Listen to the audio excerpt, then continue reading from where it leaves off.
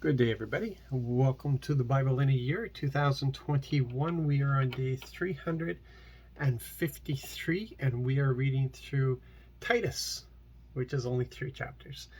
Short chapters at that. And Titus was one of those that was part of Paul's team. And in this letter, we see that he has been left behind to set up elders. So basically, he's setting up the church. So to establish the church leadership, servants, the church servants, because that's what the elders were considered, the church servants, and the instructors, the preachers, the evangelists, and so on. And he was been given instruction on how to establish this in each of the cities. Each city had a group of elders that would be responsible for the discipling and building up of the church. So Paul here is just reminding Titus of some of the things that he was putting in place to do with the setting up of the church. And I know there's a lot of things here. There's a lot of instruction that he gives. Some of it is Paul's personal opinion. Some of it is instruction from the Lord. There are things here where he talks about what people shouldn't be, what elders shouldn't be, and he goes into different positions in the church, if you want to call them positions. And but what I'm interested in is, what is the responsibility of the elders? What are they supposed to be? The deacons, we know the deacons are they take care of some of the practical ministries. That's what the deacons are supposed to be responsible for. So that when deacons were established, it was so that the apostles could concentrate on the study of Scripture and of teaching and preaching and that kind of ministry.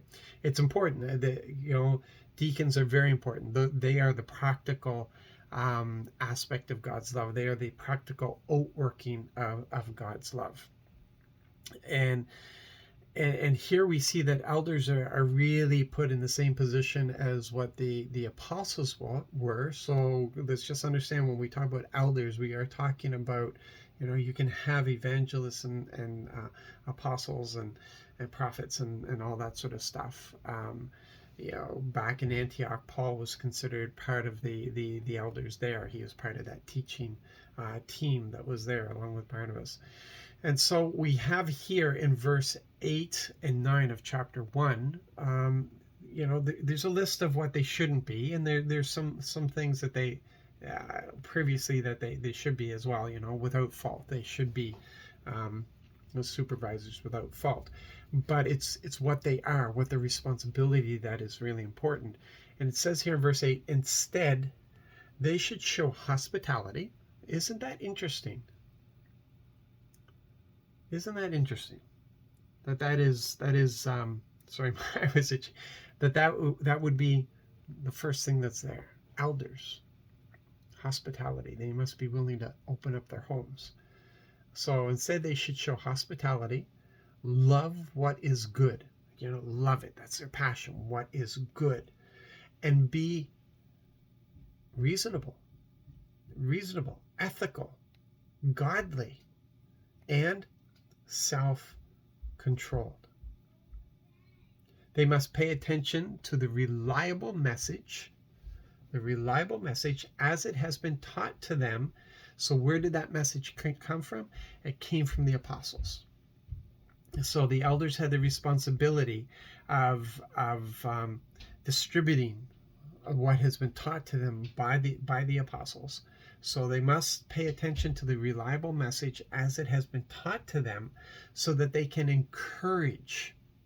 Yeah, see where they're supposed to be here? Where are elders? They are encouragers. They're not the tear downs of people. They're the building up of people. So they can encourage people with healthy instruction and refute those who speak against it.